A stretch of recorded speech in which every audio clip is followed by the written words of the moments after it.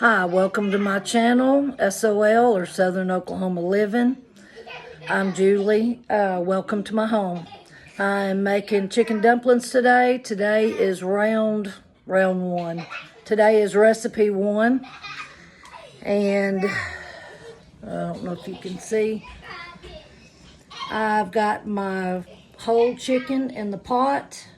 I've got about it's covered with about 1 inch of water. I've got salt, pepper, some a couple of bay leaves, just a pinch of basil, and some parsley. And I think I already said salt and pepper. But anyway, I'm going to boil this and let the broth get really rich, and we will go from there. And then I will be back and let you know the next step. Well, I went through the whole thing of how a biscuit recipe that I use for dumplings when I'm not using the wok biscuits, and I thought I was recording, but I wasn't. So I'm going to give you a quick breakdown of how I did the biscuit dough.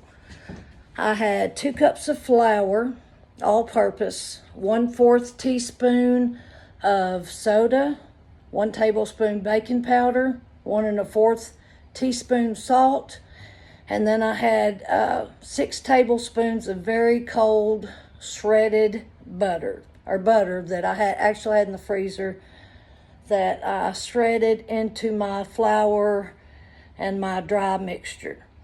I needed 1 cup of buttermilk, but I did not have buttermilk, so I used just a little bit shy of a cup of milk, and I put 1 tablespoon of vinegar in it, and that will make a buttermilk. So when you don't have buttermilk on hand, that's what you can do. 1 cup of milk to 1 tablespoon of vinegar, and let it set for a few minutes, and then it'll kind of clabber up. So I mixed it all together, and I've got it on my little rollout thing. And all I'm going to do is I'm going to roll it all out, and that's what I'm going to use to make my dumplings. So after you've got your dough all stirred up and ready, you want everything powdered really well, because it will stick. And what I'll do is I'm going to roll it out kind of thin, because I personally, well, it depends on what kind of mood I'm in. Most of the time, I like my dumplings to be kind of more thin. I'm going to roll this out.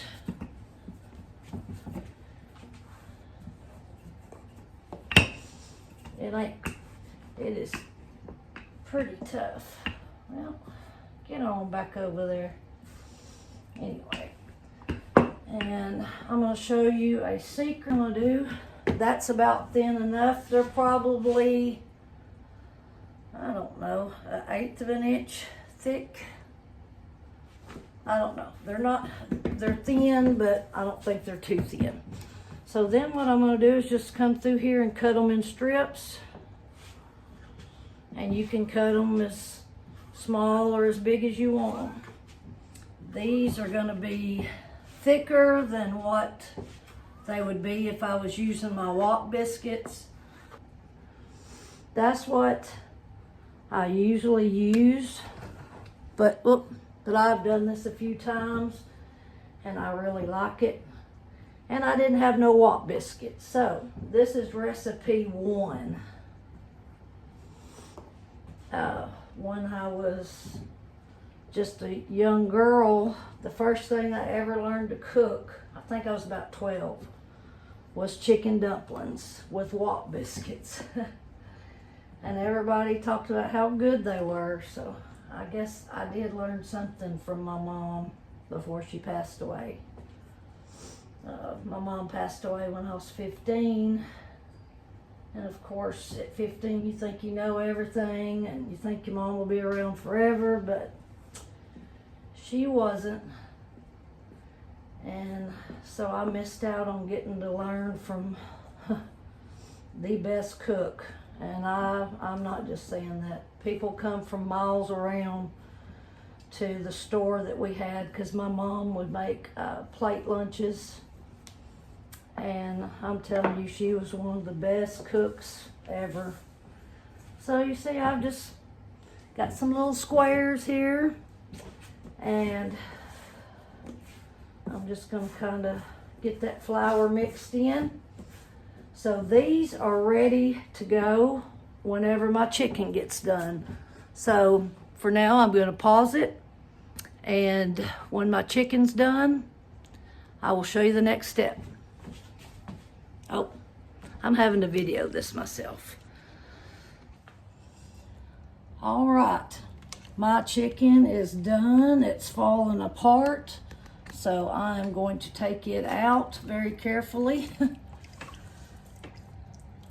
And I'm gonna put it over here so it can cool off so I can debone it. And it just, when you see it falling all apart, you'll know it's done.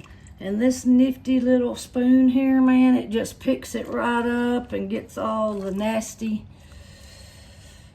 floaty stuff out.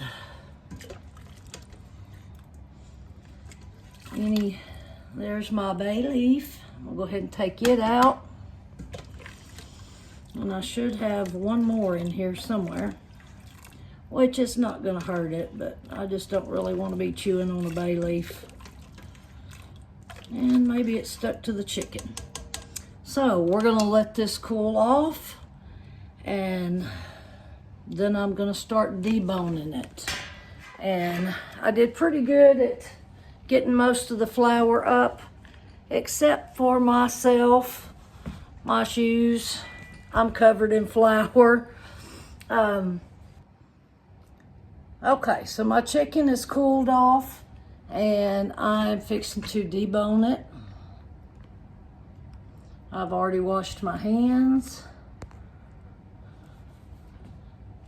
And so here we go. I'm gonna turn the chicken broth back up so it'll be boiling when I get ready to dump my dumplings in there. But first, I'm going to add a can of cream of chicken soup. And this just helps make it even richer.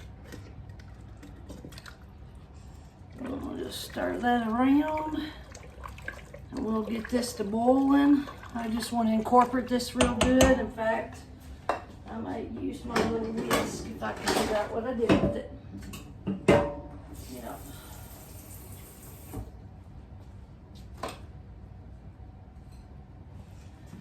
So yeah, I'm just going to use my whisk and get that all incorporated in with the broth. And to me, it just gives it more flavor. And I'm going to debone my chicken. Sorry, I'm having to video this myself. So I don't like a lot of the dark meat in it. I mean, I'll do some, but as far as these little blood veins and stuff, that would be a no. I don't like the real bloody parts, so my cats will eat good tonight. And the possums and the coons and the skunk. I have 2 possums, 5 coons, 2 skunks that come up every night and eats. And I started feeding them dog food to keep them from, hopefully get them used to eating over here so they won't go try to eat my chickens. Anyway, that's why I've kind of held off after my last chicken come up missing on getting some more until I got that little bitty rooster, but he's so tiny, he's okay right now. But me and my daughter will get that chicken run built, And I'm gonna go get him some companions. I never did find any feathers from my chicken. I let my chickens run around. Generally, they would stay in the yard, but they got to where they were flying over the fence, and the neighbors around here started finding them. And anyway, I put them over there. There's the other bay leaf. I put them over there, and I had made a chicken run, but I did not have a top on it. It was when I first moved here.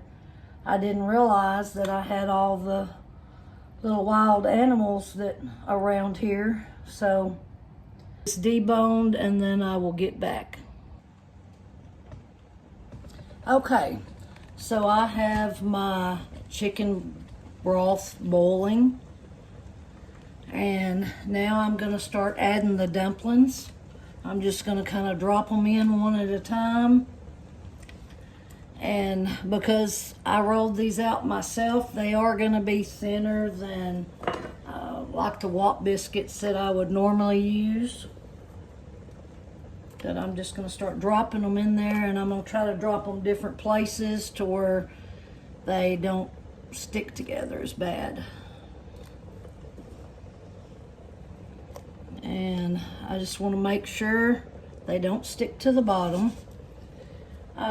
And you see these are kind of puffing up a little bit bigger probably than what I usually use. I like my biscuits really thin, but hey, I was in a hurry, plus nervous about making this video, so we're just gonna go with it. Life is full of mistakes, and I don't know about you, but to me, nothing turns out just perfect all the time. So I'm just kind of pulling some of these apart and thinning them out a little bit. And with that biscuit recipe, you can roll them out thinner and make more.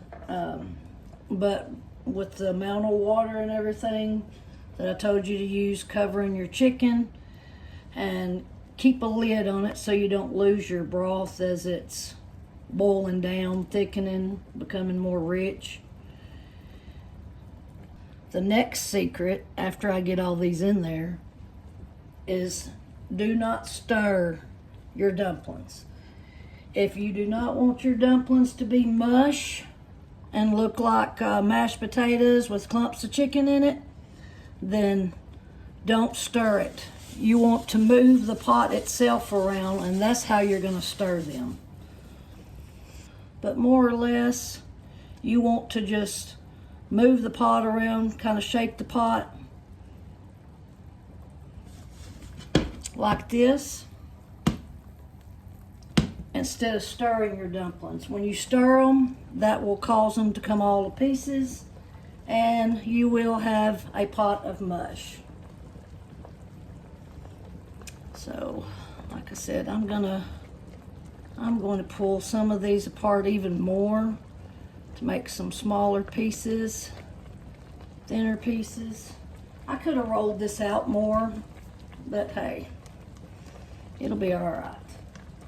Ideally, for the perfect type of dumpling, you'd probably want them about that thick, that thin. And I'm gonna have to cut my fire down, and I'm gonna just shake them around again.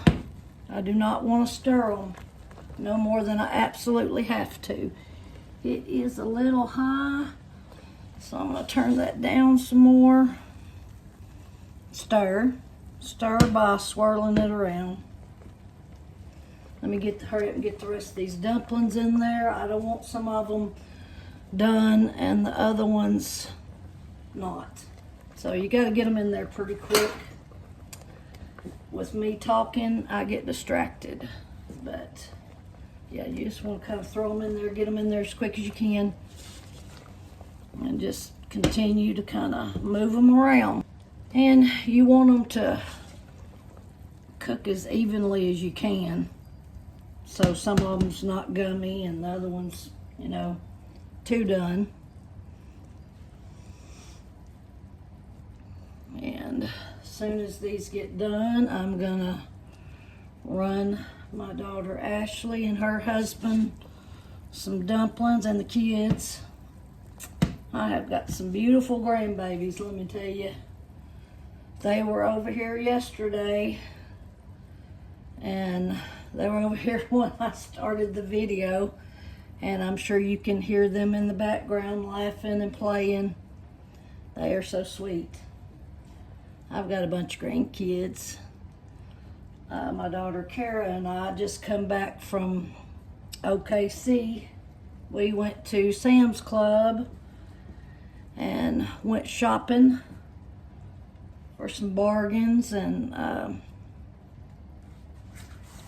getting prepped up, getting plenty of stuff, whatever we may need. Again, I'm just going to take and I'm going to continue doing this. Every now and then, I may just push them down in there just a little bit, a time or two, make sure my chicken ain't sticking. But that's it. I don't want to keep on stirring and turning into chicken mashed potatoes. I am going to taste my broth. And I couldn't tell you exactly how much salt or pepper I used. All I'm going to tell you is you have to season to taste. Okay, my chicken dumplings are pretty much done, I do believe.